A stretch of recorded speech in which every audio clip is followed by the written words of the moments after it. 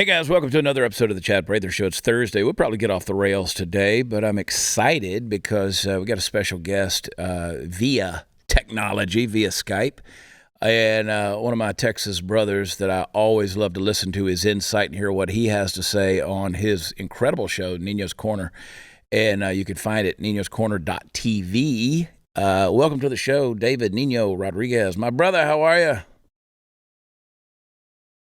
Right now. How nice is that? That's awesome, dude. That's awesome. You before we got on there, you were talking about you were out there at the ranch riding horses. I'm like, I don't know if people realize how tall you are. Like you're a tall dude. Yeah, 6'5", 265. and let me tell you, these horses know it. You know, these horses sized me up when I went to get on this thing. I was like, yeah. I look like donkey. It looks ridiculous. I have video of me riding this horse. It doesn't even look right, man. I mean, it looks so unnatural. But he tripped. The horse lost its legging going down a decline, down a hill. I almost went head first over it. Thank God for my athleticism and boxing, because I pulled myself out of that situation. I would have been gone. Yeah, like this was bad. Like it would have been the most. And it's on video. Yeah, because I was asking you, I was like, you gonna let that video get out? But some things you don't want people to see, right? I don't want anyone to see this. You just see my ass go in the air. That's it. I was on a horse one time a few years ago, and this horse just wasn't having it. You know, just sometimes that horse has attitude, and like, I don't want your fat ass on me. And so it was rambunctious, and I had to take that horse off away from everybody else, and we had to have a come to Jesus meeting, right? And because I was like, I'm not coming off of this horse, because you with boxing and me as a catcher playing baseball, I like to believe that I've got a pretty good center of gravity, and I'm, you know, it's always served me pretty well. But I was like, that one particular day, I was like, this is about to be they're gonna have to call 911 if this horse and I don't figure out how to come, you know, to an agreement here. You know, and everyone's trotting and running with the horse. I'm like, guys, I'm 265 pounds. This horse does not, this horse is not in shape either. I'm like, I'm not going to push this horse. It's going to want me off it. I mean, when it lost its legging, I was like, oh, dude, I'm in for it. And we had like another hour to go on the ride or so. And I was like, oh my gosh. So I'm just happy I made it out alive. You're alive. You're looking good too, man. Hey, listen, I want to talk to you about a couple of things. But first of all, you're an El Paso native. You live in El Paso, Texas. That's home for you. I know you love that city. You love that town. I do too. And I love Texas. And I've had some great times in El Paso, but had somebody that said to me the other day on social media, they said the American southern border is more secure than any border in the world. And I said, what are you smoking? Like what fantasy world are you living in to say that? And I saw that you tweeted or you posted the other day on X, Twitter, whatever they call it, about how the El Paso airport is it's an embarrassment at this point. What's going on down there? It's disgusting. It's like a third world field trip. Everywhere you go, there's people laying around the airport.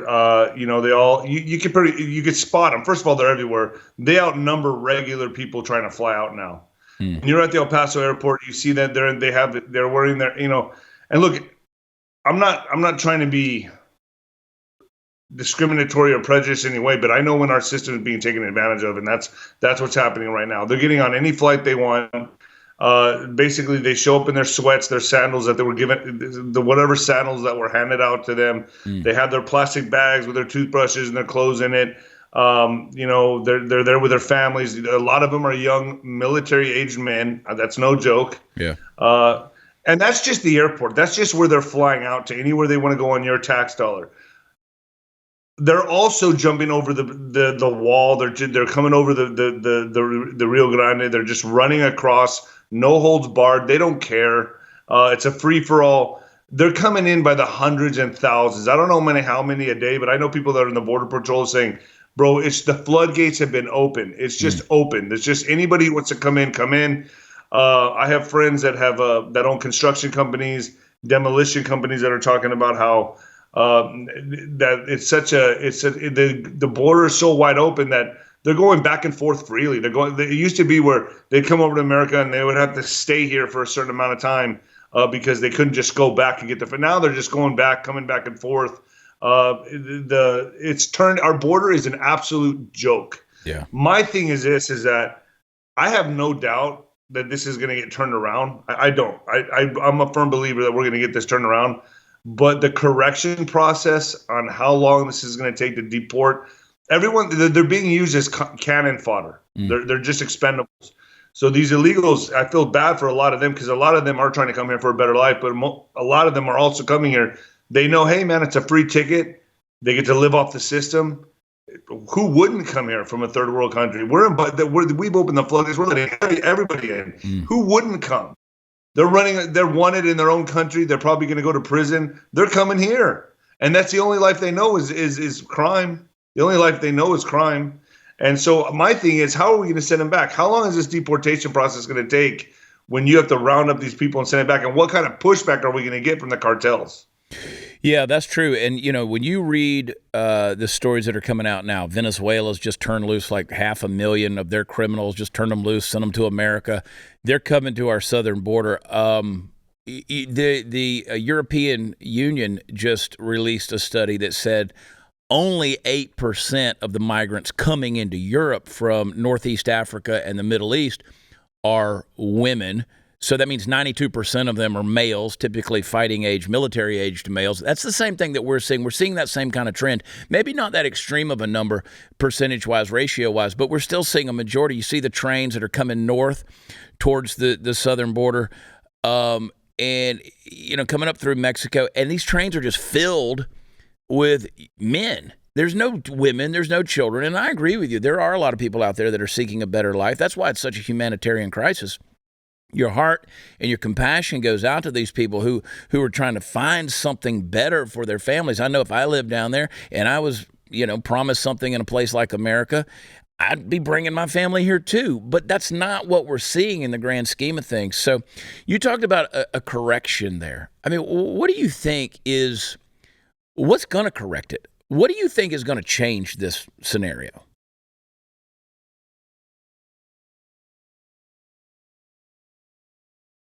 Listen, guys, cleaning your guns is one of those necessary things you got to do. For me, it's kind of meditation. I love it, man. It's a nice little therapeutic thing to do. Get those guns out and clean them. Dirty job, you got to do it. We've learned that the patches are messy. They're not always efficient. Some of the other things that you can use to clean your guns, man, they don't do as necessarily a good a job as you think they're doing. I have found a better solution. I've recommended it to you over and over again. Want to do that again, and that's my folks over at Barrel Buddy. Barrel Buddy compresses to fill the interior of your gun's barrel. It cleans the rifling grooves. It's got 7 different sizes, which will match any caliber firearm you own. And Barrel Buddy's composed of the polymers that don't leave behind those residual particles, so it's safer as well, which is a great concept. Cleans by scrubbing and collecting particulates, then absorbs any remaining residue and buffs the interior surface clean. Even use it to lubricate your firearm while you're cleaning it. Cleaning your guns, folks, it's a very important part of being a responsible gun owner, and Barrel Buddy's a new concept. It's a safer concept. It's a better way to take care of your firearms, so get some. I promise you're going to love them. Go to barrelbuddy.com today. That's barrelbuddy.com. We'll be right back.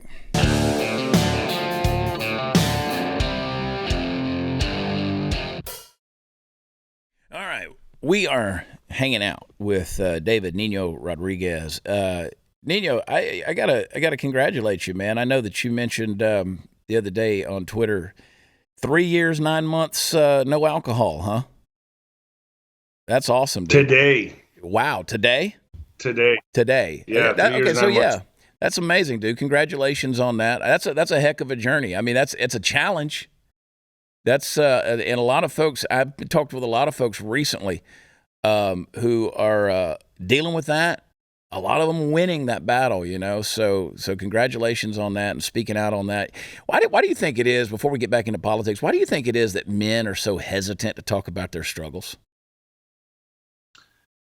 Because we're growing up, especially me in El Paso, that machismo mentality, that masculine, you suppress everything. It's not masculine to like really air out your problems or talk about that. And I'm the opposite. I've always been the opposite. I've always been one to seek therapy when I need it. Yeah. But I'm open. I'm like an open book. I think if I can help people along my journey and like let them know like, hey, you're not the only one struggling. I'm struggling. We're all struggling. We're all just a bunch of mixed up little kids. And for me, it's like if I can help somebody or inspire somebody by being strong for them, by showing my weakness, Yeah. then that's even better. Because if they can look at me and go, look, that guy, heavyweight champ, one time had an unblemished 36-0 record. If he can struggle with something, if he has his vices, his demons, and he can talk about it freely, then why can't I? Yeah. And that's how I look at it. I want everyone to be able to look at me and be like, make some kind of inspiration. And it helps me in my journey too. They hold me accountable. My audience holds me accountable. So if people know that, hey, David's having a tough day today, well, so am I. So's the next person. Everyone is. Life's tough, man. And I don't mind being the punching bag. and I encourage people. I always tell people, I said, listen, if you need to be watching Nino's Corner. You can go to ninoscorner.tv, right? That's the right address. I gave it right, yeah. And check it out because it's a great show. And I love that you're transparent the way that you are. I believe that. I'm like, I'll just show you my struggles and it might help you, and people can make fun of me. Yeah. I'm big enough, man. I can take it. I'm definitely not thin-skinned. So, I've always been that way, whether it's depression or whatever struggles you're going through. Just lay it out there, man. Men are weird, dude. We're weird. Yeah, and plus it's like boxing. I mean, it's not about if you get hit; it's when you get hit. It's like saying go swimming and don't get wet. It's life too. You got to roll the punches. You got to take the punches. Yeah. And sometimes you're going to take a hell of a lot more than you give.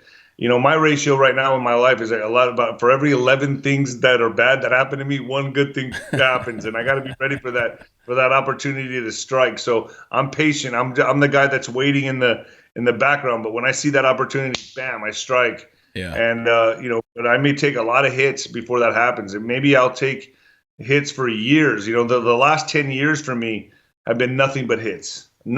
So the minute that I stopped drinking and turned my life around, then I started landing my own shots. So that's awesome. But we all go through the dark night of the soul. Yeah.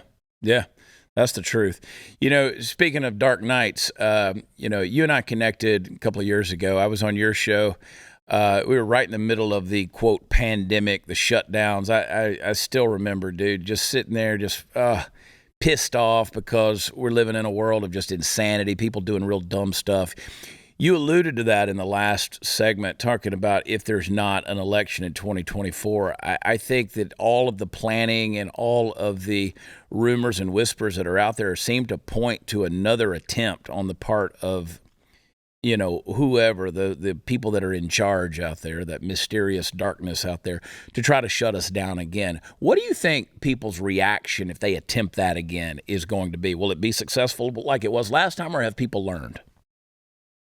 There's still going to be the sleepwalkers, right? We still see them at the stores every day. I mean, I still see them. I still see people scared wearing masks, some even wearing gloves.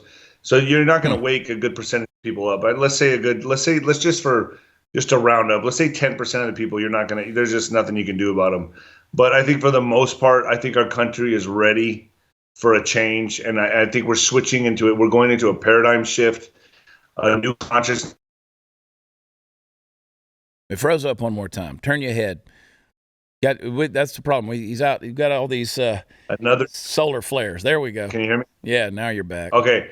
So I said this shift in consciousness that's going to happen with some kind of event. That's going to be the kind of like the defibrillator that hits us, boom, and jolts us out of our slumber. Yeah. I think we're due for another one. And I think let's call them the black hats or the bad guys, that mysterious group of people that you were talking about. They're going to be the ones to instigate it and start it. And I think we're going to find humanity we're going to come back. Humanity is going to come back and really take control of the situation this time. I don't believe this globalist agenda is going to happen. I think humanity is going to really surprise itself, and we're going to come back like gangbusters and win this. And I think Trump's going to be back in office. I really see this happening. I think humanity is going to take back control. We're going to control our destiny. Yeah, I appreciate the optimism. I tend to share it with you. I think that the pendulum is going to swing and that spring's going to break. It can only handle so much pressure, and people are going to say enough is enough. What if let's say they don't have an election? Let's say 2024 they game the system, no election. The crazy administration that is seemingly in charge right now, they retain whatever power they've got right now. How do we respond to that? What's going to happen? What do the American people do? I personally don't believe that's. I think they're going to try to do that because they're going to hold on to power for dear life. But I think anything they try is not going to work. Yeah. Look what they try to do with Trump. Everything they throw at Trump is not working. DeSantis, Pence are falling like lead balloons. Mm-hmm. The Democrats are scrambling right now. They're fumbling the ball continuously.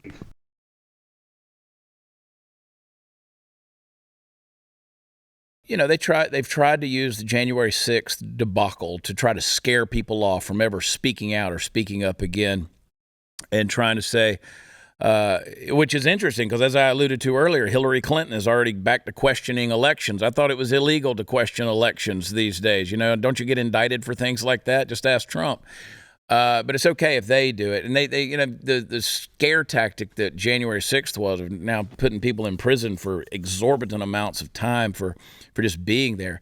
They really do want to silence those that are on the right. They really do. And labeling folks MAGA extremists. I mean, even the president's doing that.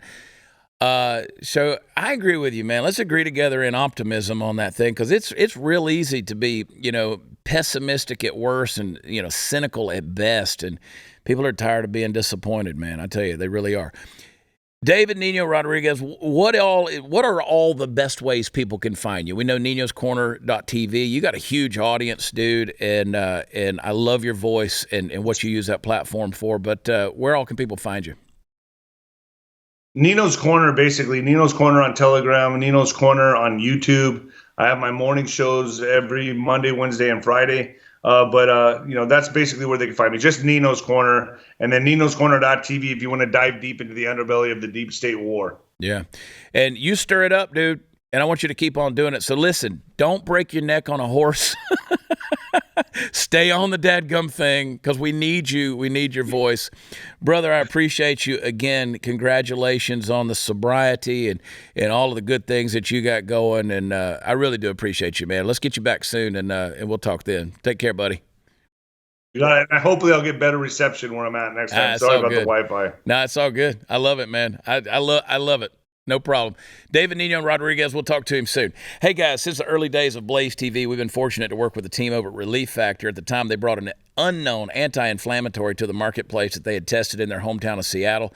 It has shown remarkable ability to reduce pain for many different types of chronic ailments. Relief Factor is awesome. I use it. It's an all-natural alternative to pain medications. It keeps you pain-free, because inflammation, it's not only the chief cause of pain, but it's also a factor in many other diseases as well. And Relief Factor will always work to keep your inflammation markers in check. Now, there's hundreds of thousands of people who order Relief Factor every month. 70% of those people keep reordering it because it works. And you can order a trial pack right now for $19.95 to see if it's going to work for you. And you'll find out very fast if it works for you. And I bet it reduces your pain. Go to relieffactor.com to order it, or call them 800-4RELIEF. That's 800, the number 4, relief. Go to relieffactor.com and feel the difference. We'll be right back.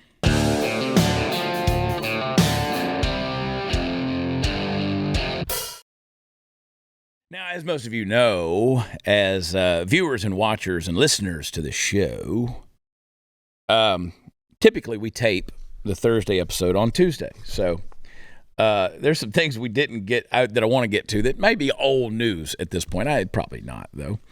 But here's something that will stand the test of time. It's just Trump being Trump, okay? Play clip number 17. But you have a better chance of being struck by lightning than hitting a whale with your boat. There has only been, listen to this, one such whale killed off the coast of South Carolina in the last 50 years. But on the other hand, their windmills are causing whales to die in numbers never seen before. Nobody does anything about that. They're washing up on shore. I saw it this weekend. 3 of them came up. You wouldn't see it once a year. Now they're coming up on a weekly basis. The windmills are driving them crazy. They're driving the whales, I think, a little batty. And there is nothing better than a little bit of Trump out of context. He's just the best. This is why when people say, like, who are you going to vote for? Be like, I'm voting for content. Yeah. I want to be able to play clips like that every single episode. Although, Biden provides some pretty good stuff too. I mean, if you're voting for content. But his is good in like this is a car wreck kind of way. Yeah. The Donald is just like, folks, we got to save the whales. They're getting the a little whales. Crazy. Quite frankly, these boats, they're making the whales go a little batty. It's the windmills. Windmills are killing more whales. And my favorite part is when he talks about weird stuff like that, he's usually right. That's the point. Yeah, it's the strangest things he's right about. That's the point. It's like people love to make fun of him. And Sarah Gonzalez, we always laugh about one time we were in the audience, Trump was speaking, and he started talking about the windmills, and it's like a bird graveyard underneath these windmills. I don't know if you guys realize, but it's a bird graveyard. These beautiful bald eagles, they fly over. They're just innocently flying over, being glorious. Woke up this morning, they're glorious. I don't know if you've ever seen a bald eagle flying. You put your hand over your heart, it's glorious. And then they fly through the windmill. It's just, and that's the end. There's no other president that in the middle of his speech just be like, the windmills are killing the whales. We got to talk about it. But then you go back and you look at it, it's like, oh, shit, he's right. My favorite one was he talked about was cleaning up like the forests in California when they were having those fires. Yeah. And it turned out he was 1,000% He's right. correct. And I caught a lot of crap over that because I was like, Mr. President, the timing of this is bad. Yeah. Like, because it was like right on the deal. People are dying. And he's like, you got to get the brush out from underneath the trees. Yeah. And people are like, he's right. I'm like, he may be right, but the timing is bad. Yeah, not the best. Like, what I'm trying to say to people is, come on, just let's polish this guy a little bit. But again, the true hardcore Trump walks on water people out there, they don't want any criticism whatsoever. I mean, they're just like dead level truth. Yeah, don't matter when you give it. Like, I like to be a little gracious. Yeah. Like, let's let them sort out some things. And then let's provide the solutions. Yeah. Trump doesn't care. No. But yeah. But he's never cared. Even in business, he's never cared. No, but yeah, it is getting a little, particularly online. I'm kind of just tired of all the representatives of all the other candidates. It's just, can we not?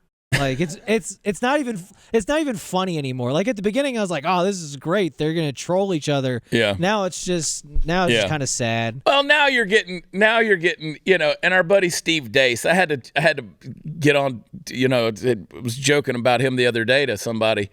I said, I love Steve Deace. Don't get me wrong, but I was like, okay, because he's obviously on board for DeSantis. He is. He's hardcore. Heavily on board for DeSantis. Yeah. But now equating anybody that says anything for Trump, he's saying, oh, go get another booster. And I'm like, okay, that's bad form. That's bad form. Yeah, the trolling is really, it's brought the worst out of everyone. Yeah. And I try to be, who am I to talk, right? Who am I to talk? Well, let's give Ron DeSantis a little love, okay? Everybody gets mad when we do it, but let's do, just play. And Ron's not wrong here. Ron's not wrong. Play clip number 8. Yep. Donald Trump said Who's that guy? in an interview with Meet the Press, he said Florida's 6-week abortion ban was a terrible mistake. Protecting unborn babies that have detectable heartbeats is not terrible. It's noble. It's just. And it should be something that anyone says that they're pro-life would embrace. I don't see how you could claim to have been at one time pro-life and then turn around and say that it's terrible that a state would enact protections for life. And we did, I think, what most people were hoping states would do once Dobbs came down. So it's something that I'm proud that we did. It was the right thing. It was based on science and data and evidence in terms of that detectable heartbeat. And there's a bunch of other states that did similar. And I think that they stood up and stood for life as well. So what you can't do is, especially on fundamental issues, you can't say that, the question, should an unborn that has a detectable heartbeat, should they be protected or not? Or can it just be flushed away? And it doesn't matter if 80% of the people think it should be protected or only 20% of the people think it be protected. It's not a poll question.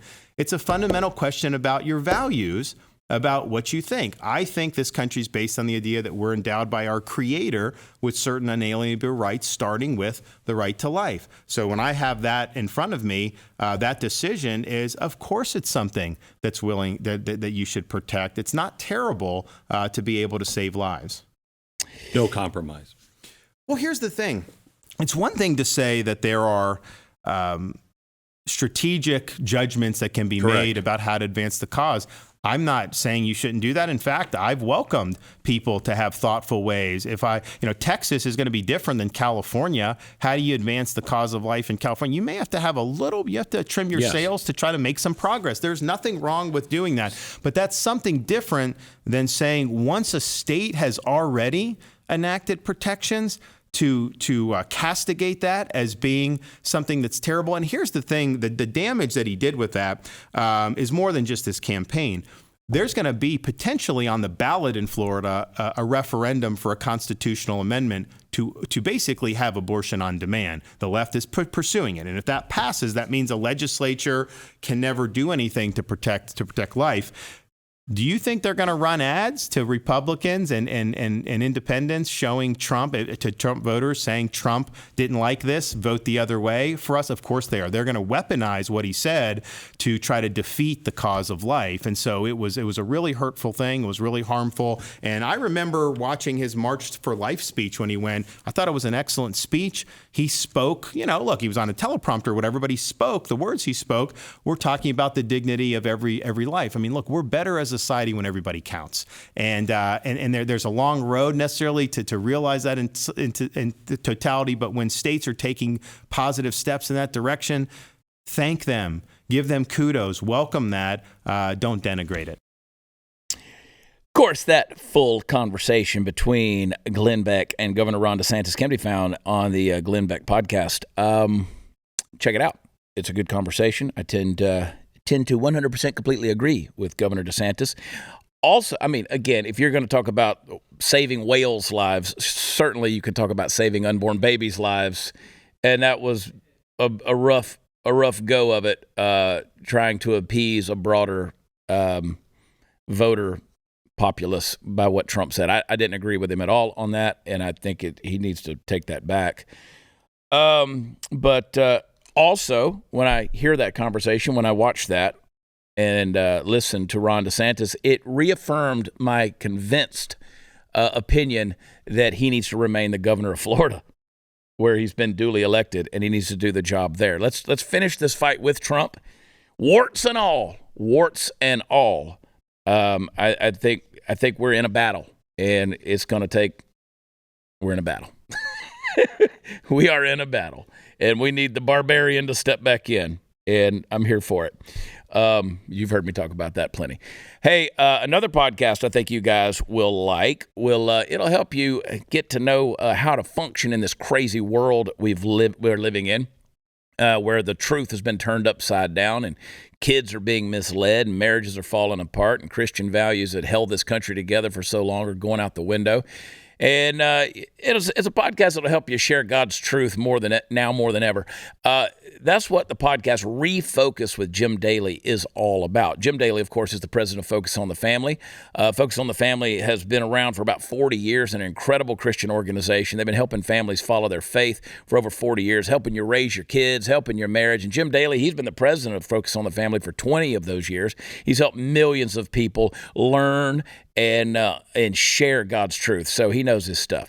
On the Refocus podcast, Jim talks to other experts about things you deal with all the time, whether it's, living in a cancel culture and sharing your faith, dealing with woke politics. So I want you to check out Refocus with Jim Daly on Spotify, Apple, or anywhere else you listen to your podcast. That's Refocus with Jim Daly. We'll be right back.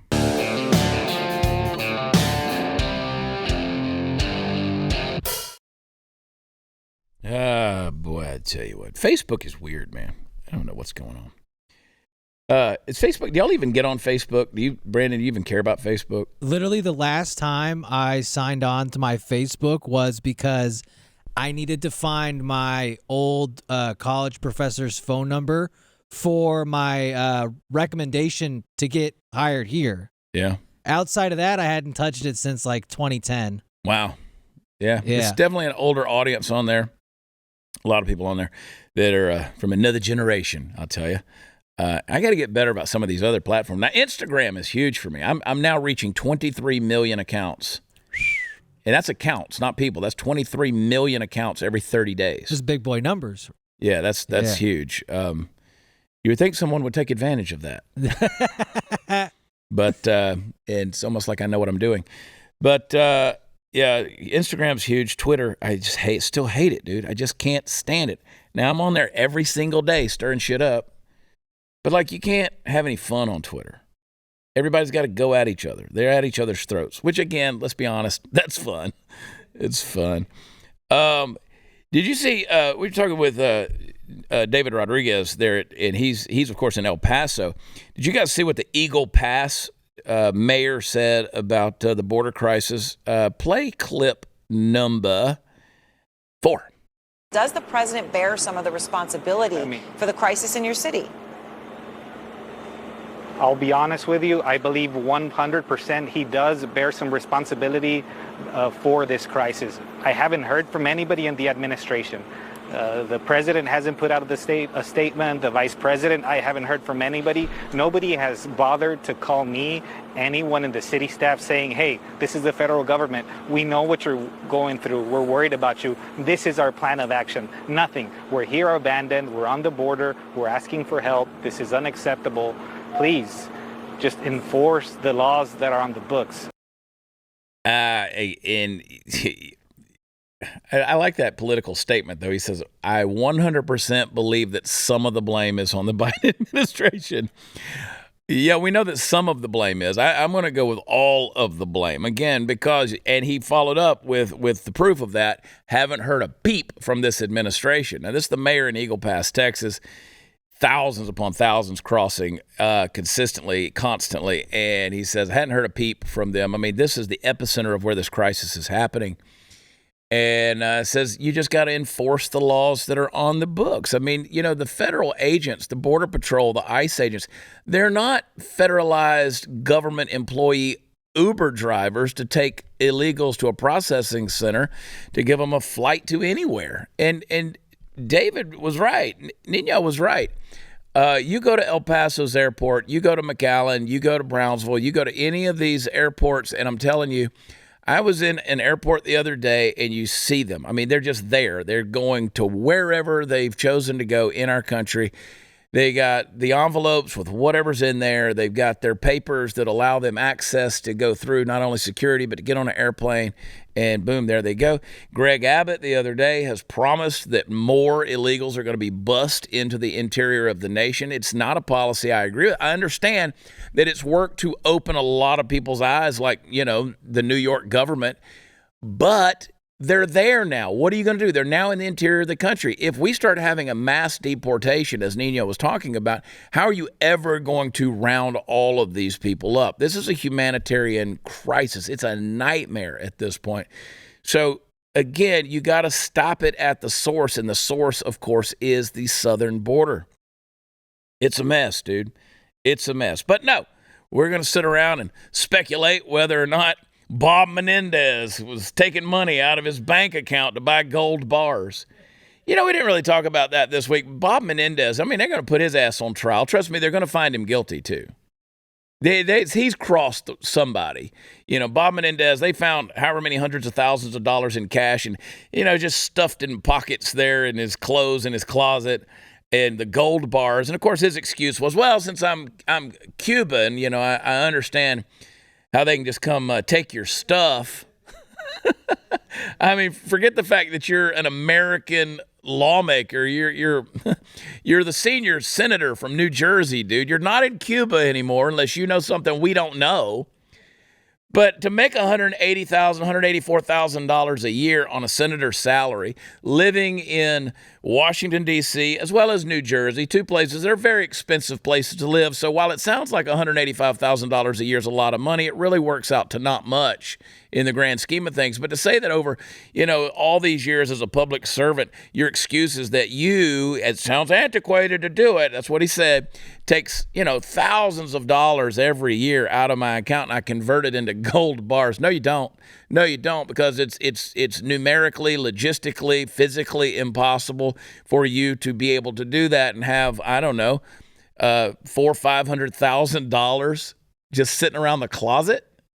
I'll tell you, if you're from Cuba and you value those things so much that you're afraid could be taken away from you, I don't think they're going to be in the pocket of your blazer.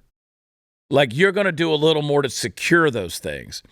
So if Bob Menendez is guilty, how many more out there are guilty of the bribery and the corruption? And, they're going to nail this guy to the wall. But Biden and his family, they're going to skirt right on through. No big deal. Because if you read Bob Menendez's story, man, it starts to sound an awful lot like the president and his crew as well. So, and then on the flip side of things, play clip number 11. Pull clip number 11. This is where your taxpayer dollars are. This is what's going on in Ukraine, all right? Play clip number 11. American taxpayers are financing more than just weapons. We discovered the US government's buying seeds and fertilizer for Ukrainian farmers and covering the salaries of Ukraine's first responders, all 57,000 of them. Yeah. That includes the team that trains this rescue dog named Joy to comb through the wreckage of Russian strikes looking for survivors. And the US also funds the divers, who we saw clearing unexploded ammunition from the country's rivers to make them safe again for swimming and fishing. Russia's invasion shrank Ukraine's economy by about a third. We were surprised to find that to keep it afloat, the US government is subsidizing small businesses. I love a good jumpsuit. Yeah, look at that war-torn country. Yeah. You know? I mean, they're out there they're just out there training dogs. Yeah, it looks horrific. She's going to Nordstrom's, man. She probably had to walk the long way around the bombs going off. What a fake war. Jesus Christ. It's insane, dude. It's insane. They're trotting out the weaponry there, and then they're like, oh, look, well, these people are just farming. I mean, that could be Indiana right there. And then they got these guys that are training to be firefighters, all 57,000 of them. She made sure to include that. I mean, there's training. This is not an active scenario. The dog is just training, not really looking for cadavers here.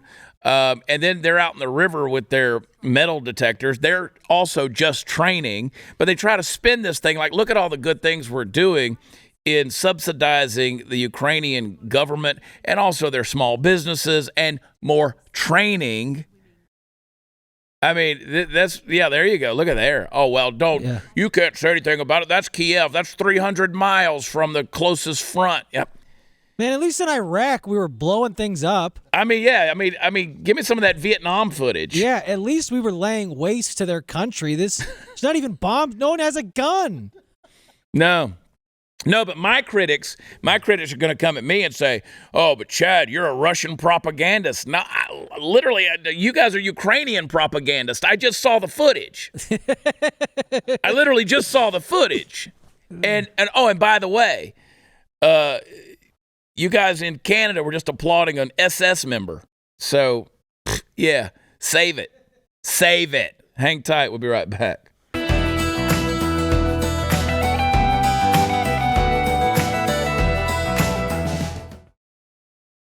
I don't know if you guys saw this blaze.com article. Parental rights really anger me. That's a non-binary author indicates that efforts by parents to protect kids from his LGBT propaganda have prompted him to do it more. Look at this guy. Look at this clown. Woo! The physiognomy does not lie. Wow, that's right. Parental rights anger me. Good Lord, have mercy. That's Meatloaf on drugs. That's Meatloaf right now if they dug his dead ass up. Are you saying you wouldn't trust that fellow with your kids? No, he's going to do it more. Check that guy's hard drive. Because I promise you, that's a 45-year-old. He's sexually unspecific plurality. Yeah, that's called multiple personality disorder. It's called schizophrenia. 3 faces of Gino. Yeah. Good God. Yeah, he wrote a book called George. He became a darling of the Democrats and other leftists, particularly those helming classrooms and stocking bookshelves. But don't you parents go to any school board meetings and speak out against clowns like Gino. God forbid. Yeah, he's going to do it more. Hey, guys, go over to watchchad.com. That's where all the fun stuff is. I got some shows coming up, and I'd love for you to come and visit with me and hang out. Let's have some good times, all right? Lots of stuff coming up. And check it out. WatchChad.com. And if you have not subscribed to Blaze TV, go to blazetv.com/Chad. Use promo code Chad. This weekend, we're in Granbury, Texas. We're going to be over in Texarkana. And then we're bouncing around the country some more. And go to chadonblaze.com. Get your cocaine shirt. That's what I said. I love y'all. God bless you. We'll talk to you later. Bye.